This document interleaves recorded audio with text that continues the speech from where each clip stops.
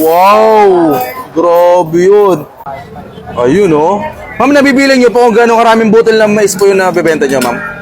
Siguro sir, pag-addict na ako, bibilangin ko talaga to. Cheese corn na sikat sa Thailand ay meron na rin dito sa Pilipinas. Ito nga yung cheese corn na overload sa cheese dahil nilagyan to ng 3 klase ng cheese at humahaba dahil sa dami ng mozzarella. Ano po yan, ma'am, nilalagay mo? Ito po ay homemade cheese sauce po. Homemade cheese sauce. Yes po. Ano po ba yung tinitinda mo dito, madam? Ang tinitinda ko po dito is Thai fried cheesy corn inspired by Thailand po. Thailand. Yes po. Taga-Thailand ka po ba, ma'am? Hindi po ako sir, Pinoy na Pinoy po. Purong Pinoy. Yes. Grabe, ma'am, oh. Ang daming cheese dun sa may cheese corn, ma'am, ha?